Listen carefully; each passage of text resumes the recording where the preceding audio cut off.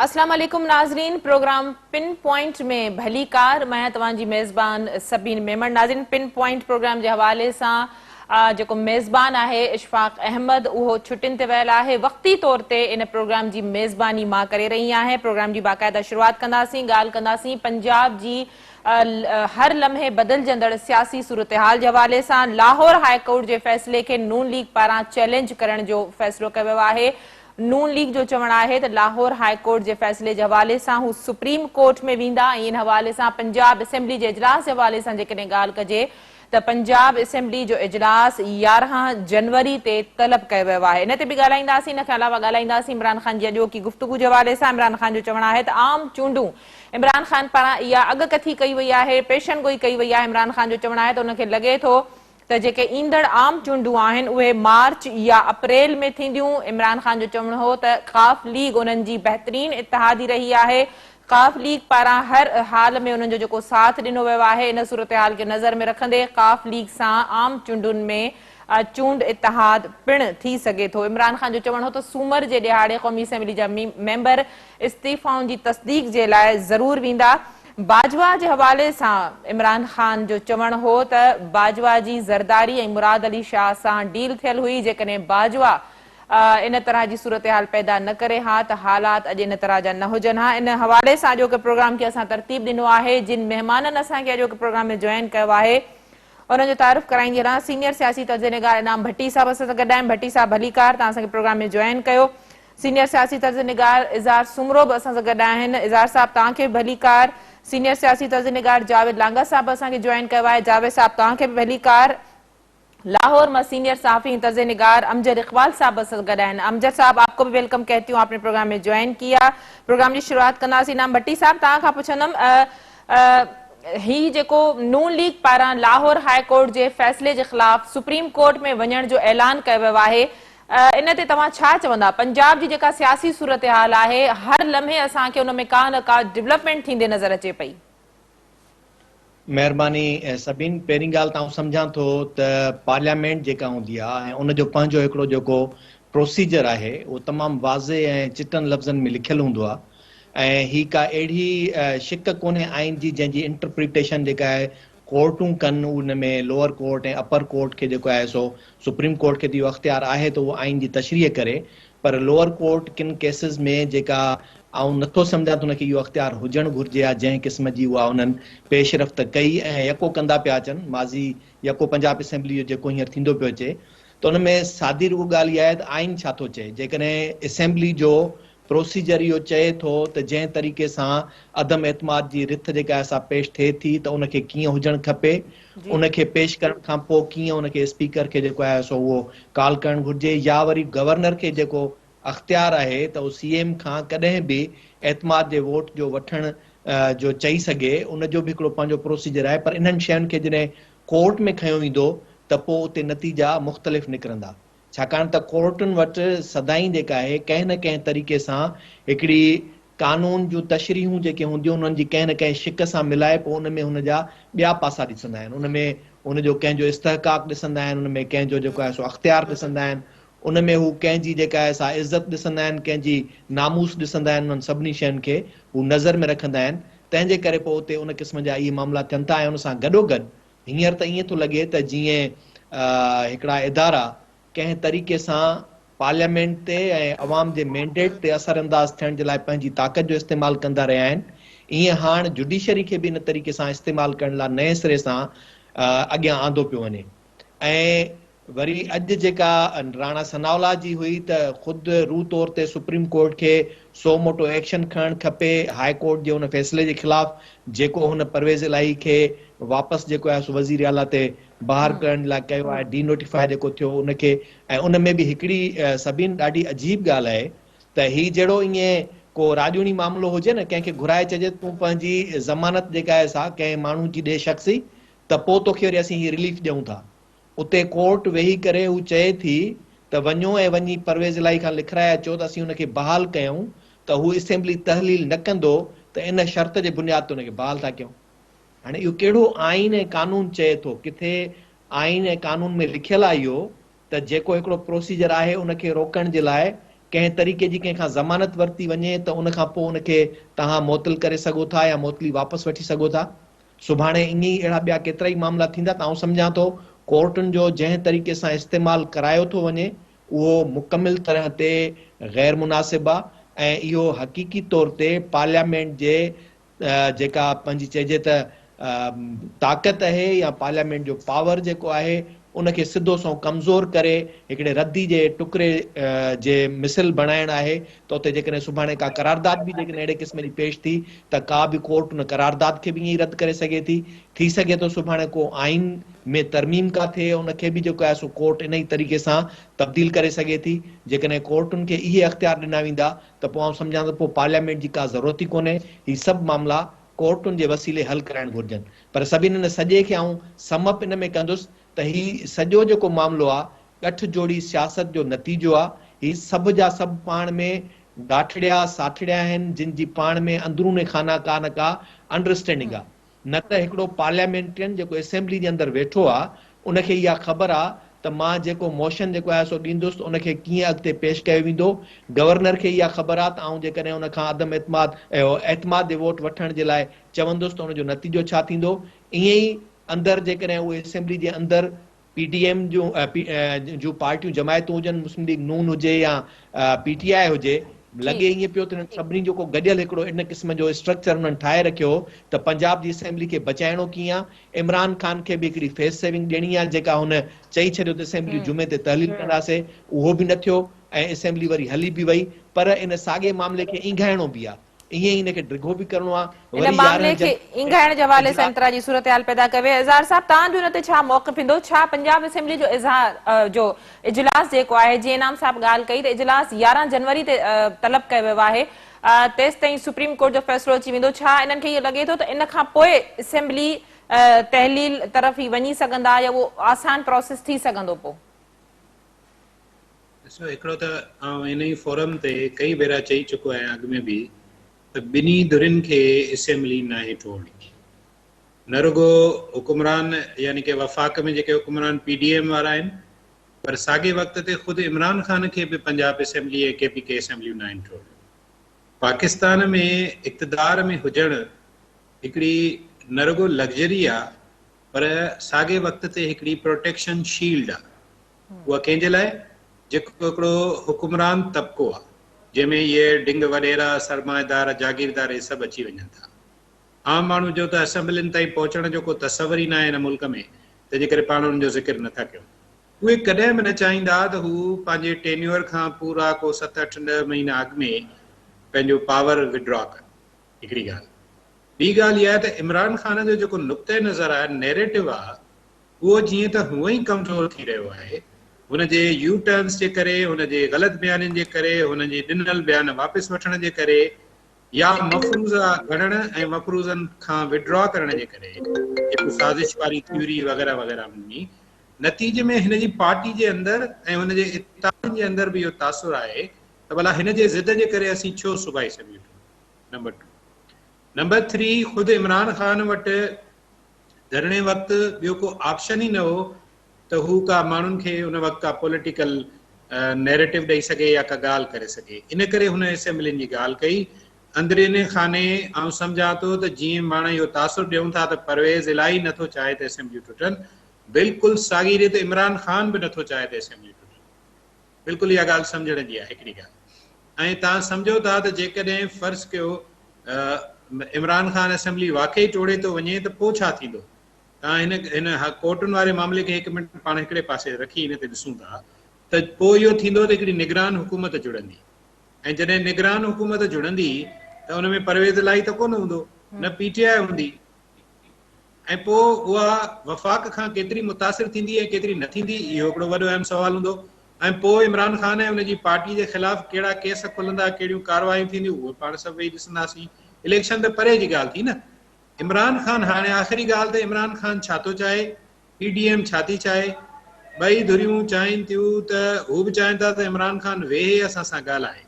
इसाक़ डार भला ईअं शौक़ में त सदर ॾे न वियो न, ऐवान सदर डॉक्टर आरिफ अलवी सां मिलण, या साॻी तरह सां ही जो पैगाम मोकिलीनि पिया, ही जॾहिं खां इमरान ख़ान जूं वरी कुझु ऑडियो लीक्स बि आयूं आहिनि ऐं हुनखे धमकियूं पई मिलनि त हाणे वीडियो लीक्स बि थींदियूं त इमरान ख़ान बि कुझु माण्हू चवनि था त मोकिलिया आहिनि ताक़तवर हल्कनि ॾांहुं उन्हनि खे चयो अथनि त हाणे थोरो हल्को हथु रखो। इहो ई सबबु आहे जो अॼु इमरान ख़ान जीअं तव्हां पंहिंजे इंट्रो में चयो अॼु इमरान ख़ान पंहिंजी गुफ़्तगू में हिकिड़ी वाज़े ॻाल्हि कई आहे त मार्च अप्रैल में इलेक्शनूं आउं थींदे ॾिसां पियो। माना हुन हिकिड़ो अंदाज़ो ॿुधायो आहे त अञा इन में 3-4 महीना लॻंदा। हू इलेक्शन जी ॻाल्हि थो करे पर आउं सम्झां थो त मार्च अप्रैल में मथां असेंबलियूं टोड़ण जो ऐलान थिए ऐं पोइ अगस्त ताकी इमरान खे बि फेस सेविंग मिले ऐं होॾां PDM वारनि जी बि ॻाल्हि थिए ऐं पोइ उन खां पोइ 3-4 महीना वरी निगरान सेटअप हले। निगरान सेटअप बि हिननि जी मर्ज़ीअ जा ठहंदा आहिनि ऐं पोइ शायदि अगस्त सेप्टेंबर में इलेक्शनूं थियनि। तंहिंजे करे अर्ली पोल जो त कोई इम्कान न आहे। रही ॻाल्हि कोर्टुनि जी त इनाम साहब जी ॻाल्हि काफ़ी हुननि डिटेल में हिन ते ॻाल्हायो। ऐं रुॻो हुन में हिकिड़ो इज़ाफ़ो कंदुसि त बदकिस्मती सां या ख़ुशकिस्मती सां हिन मुल्क में सियासत में जेका इंटरफेरेंस रही आहे जिन इदारनि जी सियासत खां हटी करे जेके इदारा आहिनि उन में कोर्ट जो बि हिकिड़ो रोल रहियो आहे तारीख़ी तौर ते।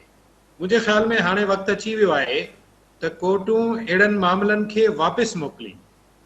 कोर्टूं सियासतदाननि खे चवनि त हाणे इहे फ़ैसिला तव्हां पाण वञी करियो। पोइ विच वारी वाट वठो, पाण में वेहो ऐं पाण में ॻाल्हायो। छाकाणि त ही जेसीं ताईं प्रैक्टिस जारी रहंदी त सियासत जा मामला कोर्टुनि में तइ थियनि ओसी ताईं सियासतदान हेॾां वेंदा रहंदा। हाणे ॾिसो पंजाब जी लाहौर जी हाई कोर्ट जेको फ़ैसिलो ॾिनो आहे वरी उहो सुप्रीम कोर्ट में खणी वेंदा। ॿिन्ही धुरियुनि जो मक़सदु आहे त लिंगोरान थिए, मामिलो हलंदो रहे, इहो सिलसिलो हलंदो रहे। जी ठीक। जावेद साहब गुफ्तगू तव्हां ॿुधी इज़हार साहब जी ॻाल्हि कई त इमरान ख़ान ख़ुदि इहो चाहे थो त हथु हल्को रखियो वञे। जिन तरह जूं ऑडियोज़ आहिनि इन तरह जी वीडियोज़ बि अचण जूं जेके ॻाल्हियूं आहिनि त पोइ इमरान ख़ान इन हवाले सां अॻूणे आर्मी चीफ बाजवा ते हथु हल्को छो नथो रखे? छा अॻूणे आर्मी चीफ बाजवा जे मथां इदारे जो बि शफ़क़त भरियो हथु नाहे रहियो? जेकॾहिं इमरान ख़ान खे इन सॼे सिनारियो खे चेंज करणो आहे, इहे सॼा मामला आहिनि त पोइ इमरान ख़ान इन तनक़ीद खां अञा बि बाज़ न पियो अचे? ॾिसो इमरान ख़ान जी जेका तनक़ीद आहे हुन में हिकिड़ो लॉजिक पियो आहे ऐं हुन जेको इहो लाॻीतो नैरेटिव अख़्तियार कयो एंटी बाजवा या समाओ एंटी एस्टेब्लिशमेंट टोटलिटी में हुनखे कैपिटलाइज़ रखिणो आहे। इन करे Bajwa is the best punching bag इन सॼी सूरत हाल में। ऐं हुन पंचिंग बैग खे सियासी जेका आहिनि उहो मुकु बुकु ठोशा वोशा हणी इमरान ख़ान जेको आहे पंहिंजे नैरेटिव खे अलाइव थो रखे। छाकाणि जो इमरान ख़ान वटि बज़ाहिर जेके पॉलिटिकल कार्ड्स हुआ, मज़बूत कार्ड हुआ, उहे सभु पंहिंजा शो बि करे चुको आहे ऐं उनखे खपाए बि चुको आहे। उहे गैर मौसर साबित थी विया आहिनि।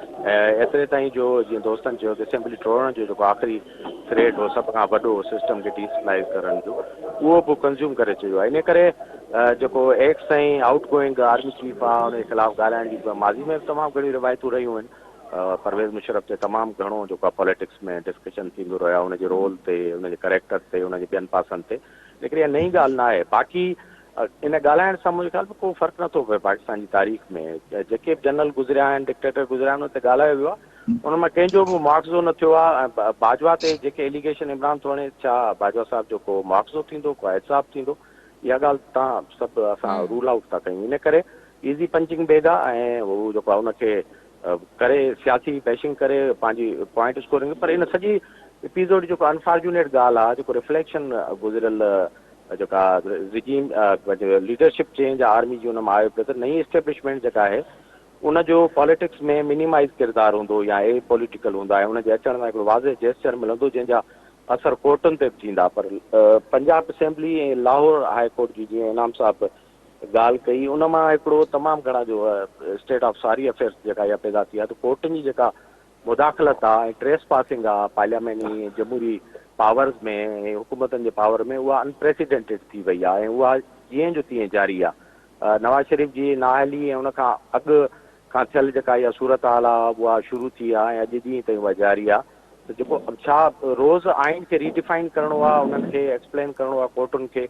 मामला को आइन हाणे ठहियो आहे जेको जंहिंजी इंटरप्रिटेशन ओवर द ईयर्स जेका आहे 1970 खां पोइ जेका थी कान्हे का, उहे वेरी स्ट्रेंज आहे। इहा अजीब ट्रेस पासिंग आहे जेका अञा ताईं हले पई। इन मां इहो रिफ्लेक्शन लॻे थो त कोर्टूं जेको पाकिस्तान जूं प्रॉक्सी जे तौर ते एस्टेब्लिशमेंट जे हिकिड़े वॾे पावरफुल टूल तौरु कमु कंदियूं रहियूं आहिनि। ख़ासि करे पीपुल्स पार्टी जा जेके वज़ीर आज़म आहे गिलानी या उन्हनि खे लाहिण खां पोइ सॼो जेको ऐं नवाज़ शरीफ़ खे नाअहल करार ॾियण खां पोइ अञा ताईं उनजो रोल जेको आहे उहो बरक़रार आहे। हालांकि सिंपल ॻाल्हि आहे, आइनी तरीक़ो आहे, गवर्नर खे आइनी अख़्तियार आहे, उहो इस्तेमालु करे सघे थो। ऐं वज़ीर आला जेकॾहिं मेजॉरिटी एंटरटेन थो करे त उनखे उते शो करणु घुरिजे। त माना उनखे जेको आहे सो गैर क़ानूनी करार ॾियणु गवर्नर जे जेको आहे पंहिंजो एतमाद जो वोट वठण वारे खे वेरी स्ट्रेंज ऐं ट्रेस पासिंग आहे, ऐं कोर्टुनि जी जेका प्रैक्टिस आहे उहा जारी आहे। ऐं इन मां ई रिफ्लेक्शन मिले थी त मुकमल तौर ते अञा ताईं इस्टेब्लिशमेंट कुझु न कुझु जारी रखनि, छाकाणि त परवेज़ इलाही जो ऐं उनजी फैमिली जो जेको आहे सॼो पोस्चर, उन लाइ मशहूरात कंहिं जमादार खे बि नथा करे सघनि पंहिंजे सॼे पॉलिटिकल कैरियर में। उतां जी ब्लेसिंग सां उहे माण्हू आहिनि, उहो माण्हू इन सॼे सिस्टम जे अॻियां कीअं अची बीह थो रहे। जॾहिं इमरान ख़ान बि कमज़ोर थी वियो आहे, PTM जी हुकूमत बि एम्पावर थी वई आहे, मुल्क में इकानमी बि जेका कमज़ोर आहे, असेंबलियूं टोड़ण बि नथा चाहिनि, त पोइ आख़िरकार कहिड़ी सपोर्ट आहे, कहिड़ो पावर आहे जंहिं ते पंजाब जो जेको मेजॉरिटी सूबो आहे जंहिंमें सॼो पावर गॾु थियल आहे, democratic power, Askari power, financial power, उनखे 5-6 महीननि खां ईअं डिस्टर्ब रखण जो सबबु कहिड़ो आहे ऐं कहिड़ी कुवत आहे। त मां ज़ाती तौरु इन मामले खे अञा ताईं डाउट थो कयां त को मुकमल तौर ते जेको ट्रांज़ेक्शन आहे या जेको आहे जेको बैकलॉग आहे इमरान जी सॼी पॉलिटिक्स जो, उहो को मुकमल न थियो आहे अञा ताईं। इहो अनफिनिश्ड चैप्टर आहे ऐं येट टू बी फिनिश्ड ज़ाहिर आहे अॻिते ॾींहंनि में असांखे ॾिसण में अचे। पर बज़ाहिर जेका कोर्ट जी मुदाख़लत आहे, जहिड़े नमूने सां लिंगरान थियो आहे, त मूंखे नथो लॻे को इहो इन सां स्मूथ ट्रांज़ेक्शन थींदी। ठीक, अमजद साहब, गुफ्तगू आपने तीनों मौजूद मेहमानों की सुनी, आपका तज्जिया इस हवाले से क्या है? आप लाहौर में बैठे हैं, लाहौर में इस वक्त सियासी सरगर्मियों की क्या सूरत हाल है? मेम्बरान के खदशात या उनकी जो तवक्कुआत हैं वो कैसे देख रहे हैं? देखिए, जो लाहौर में इस वक्त पोजीशन है, लाहौर में तो अगर मैं ये कहूँ कि इस वक्त मुस्लिम लीग काफ भी खुश है, इस वक्त मुस्लिम लीग नून भी खुश है, इस वक्त पीपल्स पार्टी भी खुश है। अगर ये कहा जाए कि PTI के बहुत से अरकान, वहाँ पे डिवीजन आपको नजर आती है, वो बहुत से अरकान इस बात पे खुश हैं कि जी कि असम्बली बच गई। लेकिन बात वो मैं इसी बात को आगे बढ़ाते हुए ये कहूँगा कि जी कि सबसे जो तशवीशनाक बात है, जो इस वक्त हमें नजर आती है, वो ये है कि आइन के ऊपर अमल दरामद किसने करना है और कैसे करना है और कैसे करवाना है इसके ऊपर। देखिए, बात यह है कि आज जो मुस्लिम लीग नून के लोगों ने प्रेस कॉन्फ्रेंस की, राना सनाउल्लाह ने, उनके साथ ख्वाजा साद थे, उनके साथ मरियम थी, और तो ये जो प्रेस कॉन्फ्रेंस जो हुई उसमें सुप्रीम कोर्ट से आज खुद नोटिस लेने का मुतालबा इस बात पे किया गया कि आइन में गवर्नर को इख्तियार दिया गया है कि वो उनको कह सकते हैं कि जी कि आप इत्मीनान का वोट लें। लेकिन हाई कोर्ट के 5 रुकनी बेंच ने इस बात की तो कोई हुक्म नहीं किया कि जी कि आपने कब इत्मीनान का वोट लेना है, और 11 जनवरी तक उन्होंने जो समाअत है वो मुलतवी करके सिर्फ असेंबली ना तोड़ने की अंडरटेकिंग ली। इसका मतलब ये है कि अगले 18-19 दिन जो दिए गए हैं चौधरी परवेज लाई को कि आप अपने इत्मीनान के वोट के लिए लोगों को इकट्ठा करें। अपने उसमें जो खदशा जाहिर किया गया वो हॉर्स ट्रेडिंग का भी है कि जो इल्ज़ाम इससे पहले PTI लगाती रही है बाकी जमातों के ऊपर, वो जो इल्ज़ाम अब उनके ऊपर भी लग सकता है। ये अलग बात है कि वो उस वक्त भी 11 जनवरी तक भी वो इस पोजीशन में आ सकते हैं या नहीं, लेकिन उसमें ओपन रखा गया ये बात को कि जी कि आप हाई कोर्ट की तरफ से कोई हुक्म नहीं है उसमें कि आपने कब लेना है वोट। वो कह सकते थे कि जी आप वो चले, वो मंजूर वट्टू केस का जो हवाला दिया गया केस में, उसमें भी ये था कि जी आपको कम वक्त दिया गया, आप 7 दिन में ले लें, आप 6 दिन में ले लें, आप 8 दिन में ले लें। लेकिन ये कि जी अब छुट्टियों के बाद कोर्ट लगेगी, वो इस केस को की समाअत करेगी, मतलब ये कोई आम रूटीन का कोई चोरी चुकारी का केस तो नहीं था। ये तो एक आईनी मसला है, एक आईनी प्रॉब्लम है। एक जैसे हम कहते हैं पाकिस्तान के सबसे बड़े सूबे, 52% आबादी का सूबा, यहाँ पे हुक्मरानी का केस और आइन के ऊपर अमल दरामद का केस था। इसके ऊपर वाज़े हुक्म होना चाहिए था अदालत का, और सूबे की सबसे बड़ी अदालत और बड़ा बेंच बना हुआ है, ये नहीं एक सिंगल डिवीजन बेंच है, 5 रुकनी बेंच था। उसको इसके ऊपर बाकायदा ऑर्डर करने चाहिए थे कि आप कितने दिनों में आप इसके ऊपर लेते हैं एतमाद का वोट। जो बात मैं अर्ज करूँ, देखिए बात की है कि ये एक तो ये आइन की जो तशरीह की बात है कि ये देखिए हर रोज आइन की जो तशरीह होने लगती है और हर कोई अपने अपने अंदाज में करता है। इसका हल तो ये है कि जो तमाम सियासी जमातें, जिस तरह से 18वीं तरमीम हुई थी, मैं ये समझता हूँ उसमें तमाम सियासी जमातें पार्लियामेंट के अंदर बल्कि बाहर की जमातों को भी ऑन बोर्ड लिया गया था। इस तरह के जितने भी मसाइल है, जितने भी जहाँ जहाँ पे अभाम पाया जाता है, ये चंद एक ऐसे मामला है जिनको आपने एड्रेस करना है। तो ये अगले जो बने पार्लियामेंट, उसमें एक इस तरह की कमेटी, आईनी कमेटी बनाए जो ये सारी खुद पार्लियामेंट इस बार इन सब चीजों की वजाहत कर दे और आइन में तरमीम करे, ताकि आइंदा इस तरह के कोई अभाम पैदा ना हो सके। और पार्लियामेंट को सुप्रीम होना चाहिए, पार्लियामेंट के जो ऑर्डर्स है, अहकामात है, उनको सुप्रीम होना चाहिए और उसके ऊपर जो अमल दरामद है वो तमाम इदारों की जिम्मेदारी है। देखिए बात यह है कि ये कोई ठीक। अमजद साहब, आपका मौक़िफ़ आ गया। इनाम साहब की तरफ चलते हैं। इनाम साहब, इमरान खान पारां जेका पेशन गोई कई वई आहे, अॻकथी कई वई आहे त चूंडूं मार्च या अप्रैल में थींदियूं, इन हवाले सां छा चवंदो? इमरान खान जो बुनियादी तौर मुतालबो ई आम चूंडूं रहियूं आहिनि, पर इमरान खान पारां जेको स्टेटमेंट ॾिनी वई आहे मार्च अप्रैल जी, इन जे पोयां कहिड़ा सबब ॾिसो था? छा इमरान खान टाइम गेन करण जी कोशिश कई आहे या इमरान खान खे किथां का को इशारो मिलियो आहे, का यकीन ॾियारे वियो आहे? सभिनी पाकिस्तान जा सियासतदान जॾहिं उन्हनि खां सियासी विजन उन्हनि जो कमज़ोर थी वेंदो आहे ऐं उन्हनि जी सघ जॾहिं कमु न कंदी आहे, पोइ ख्वाब ॾिसंदा आहिनि या वरी इन क़िस्म जूं अॻकथियूं कंदा आहिनि। हुअण त ईअं खपंदो आहे त सियासी अॻुवाण उनखे सियासी मैदान में पंहिंजूं हिकमत अमलियूं ॿुधाइणु खपनि त असां इन खां पोइ अॻी हिकमत अमली कहिड़ी हूंदी असांजी, उनखे पंहिंजे माज़ी जे ग़लति हिकमत अमलियुनि जो पाण जाइज़ो वठी करे पेश करणु घुरिजे त मूं लॉन्ग मार्च जे दौरान कहिड़ी ग़लती कई, लॉन्ग मार्च खां पोइ जेको आख़िरी असेंबली टोड़ण जो ऐलान कयो उते कहिड़ी ग़लती कई, मूं क़ौमी असेंबली मां इस्तीफ़ाऊं ॾियारे ऐं आख़िर ताईं अॼु ॾींहं ताईं क़ौमी असेंबली में उहो मेंबर वञी करे स्पीकर जे आॾो पंहिंजी फिज़िकल प्रेज़ेंस ॼाणाए इस्तीफ़ाउनि जो ऐलान करण खां अञा ताईं कासिर आहिनि। उहे कहिड़ियूं ग़लतियूं आहिनि? इन्हनि जे बजाए हाणे हू अॻकथियूं करे थो ऐं अॻकथियुनि करण मां हिते मुराद इहा हूंदी आहे त मतिलबु तव्हां कंहिंसां का ॻाल्हाइण जी का वाट पैदा करणु चाहियो था या कंहिंखे रस्तो ॾियणु चाहियो था त आउं एतिरे ताईं तयारु आहियां। माना इन मां हिकिड़ो इहो अंदाज़ो करे सघिजे थो त इमरान खान पाण ज़हनी तौर ते इन जे लाइ तयारु थी वियो आहे। जेकॾहिं हुनखे मार्च जी तारीख़ ॾिनी वञे त पोइ शायदि सभु मामला सिधा थी वञनि, या वरी ईअं हूंदो त हुनखे किथे ॻाल्हियुनि करण में हिन पंहिंजी जेका ॻाल्हि कई आहे उन ॻाल्हि जे लाइ ई इहा ॻाल्हि करे थो, न त अदरवाइज़ सियासी जमायतुनि जे अॻुवाण खे इहे इन क़िस्म जूं अॻकथियूं ऐं ख्वाब न ॾिसणु घुरिजनि। ही छाकाणि त तमामु हाणे नैरो विजन पॉलिटिकल लीडरशिप सॼी दुनिया जो हिकिड़ो वॾो मसइलो थींदो पियो वञे। उन में वॾे में वॾो मसइलो हींअर असां वटि ख़ुदि पाकिस्तान में आहे त उहा क़यादत जिन वटि सियासी बसीरत कोन्हे, सियासी माज़ी कोन्हे, तंहिंजे करे उनखे सियासत जो मुस्तक़बिल बि सियासी रस्ते सां नज़र कोन पियो अचे, उहे अॻकथियुनि ऐं ख्वाबनि सां ॾिसनि पिया।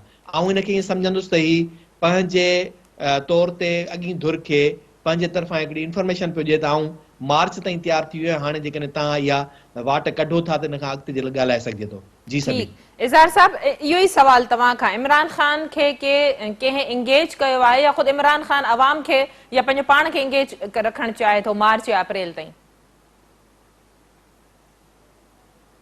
माइक खोलियो इज़हार, माइक। जी इज़हार साहब। इमरान खान खे कंहिं बि को आसरो कोन ॾिनो आहे। इमरान खान पाण खे ऐं पंहिंजी पार्टी ऐं उन मेंबरनि खे इहे आसरा पियो ॾिए, छाकाणि त हिकिड़ी ॻाल्हि बिल्कुलु तय आहे त हीउ जेको सेटअप आहे जंहिंजी क़यादत भली शहबाज़ शरीफ़ कंदो हुजे, पर मुल्क जी इस्टेब्लिशमेंट उन सां गॾु आहे ऐं मुल्क जी मईशत जा मामला तमामु गंभीर आहिनि। अहिड़ी सूरत हाल में हिननि जो को बि मूड न आहे, न रुॻो आम चूंडूं पर लार्जर स्केल में ज़मीनी चूंडूं बि नथा कराइण चाहिनि। तंहिंजे करे फ़िलहाल त गर्मियुनि जे मोकलुनि ताईं ख़ान साहब खे इंतज़ारु करिणो आहे, पर जीअं त ख़ान साहब जी सियासत ॾिहाड़ी बेसिस ते आहे, माना अॼु हिकिड़ो इशू सुभाणे ॿियो परीहं टियों, तंहिंजे करे हुनखे हर रोज़ हिकिड़ी का ॻाल्हि करणी आहे जंहिं हू मीडिया में इन रहे, पंहिंजे कारकुननि खे बिज़ी रखी सघे, इंगेज रखी सघे पंहिंजी पॉपुलरिटी खे सस्टेन करे सघे। ही आहिनि टे मक़सद जिन जे करे हू रोज़ तव्हांखे अहिड़ियूं ॻाल्हियूं कंदो रहंदो। मूंखे यादि थो अचे, तव्हां पुराणा रिकॉर्ड ऐं टेप्स कढो फवाद चौधरी जा। अगस्त में हू छा पियो चवे त सेप्टेंबर में बसि वञे थी इहा हुकूमत, इलेक्शन थी थिए अक्टूबर में, पोइ केॾां वई। शेख रशीद डेटूं ॾिनियूं, हुनजो छा थियो? ख़ान साहब ख़ुदि डेट्स ॾिनियूं, असीं इस्लामाबाद ईंदासीं, बसि पोइ हीअं थी वेंदो, कुझु बि कोन थियो। हाणे बि कुझु कोन थींदो। ही पॉलिटिकल जगलरी जारी रहंदी। इलेक्शनूं अगस्त खां पहिरीं थियण जा फ़िलहाल के बि इम्कान न आहे। जी ठीक, जावेद साहब तव्हां छा चवंदा? हिकिड़ो त इलेक्शन जे हवाले सां आम चूंडूं तव्हांखे कॾहिं थींदे नज़र अचनि थियूं, ऐं इमरान ख़ान इहा बि ॻाल्हि कई आहे त सूमर ॾिहाड़े जेके मेंबर आहिनि PTI जा क़ौमी असेंबली में वेंदा ऐं इस्तीफ़ाउनि जी तस्दीक जे हवाले सां जेको प्रोसेस आहे उनखे फेस कंदा।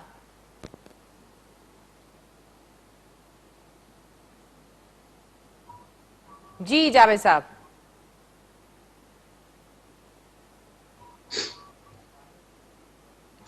जी जावेद साहब से शायद असांजो राब्तो खत्म थी वियो आहे। इकबाल साहब, आप तक मेरी आवाज आ रही है? जी इकबाल साहब, आप सुन पा रहे हैं मुझे?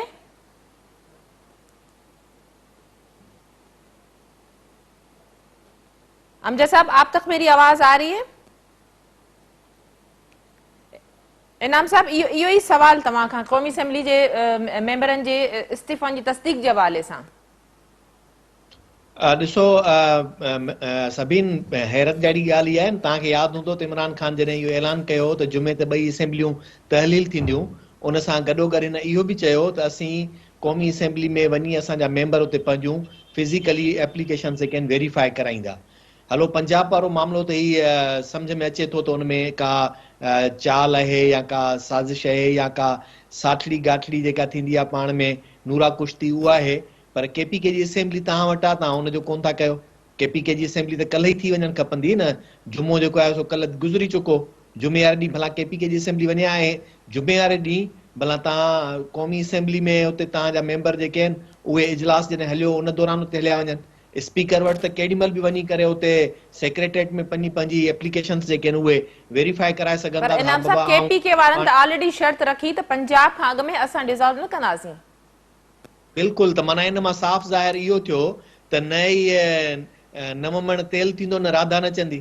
सो उहा नवमण तेल वारो जेको हुननि जो शर्त आहे त पंजाब इस्तीफ़ा ॾिए, त पोइ असांजो पंजाब सां हुननि जो कहिड़ो कमु? अञा ईअं हुजे हा त भई पंजाब जेको आहे को हुन में का हिननि जे तरफ़ां का अहिड़ी शइ हुजे हा, पर हुजण त ईअं खपंदो। हू चवनि हाणे असीं ॾियूं था पंजाब खे, हिन जे करे ॾियणु खपे त PTI, बाक़ी किथे बि कोन्हे। ऐं ॿी बि मूं अॻे भेरे सभिनि तव्हांजे शायदि प्रोग्राम में रखियो या शकील सां रखियो त इमरान ख़ान इहो बि चयो त असीं सिंध असेंबली मां ऐं ॿियनि हंधनि तां बि इस्तीफ़ाऊं ॾेई सघूं था।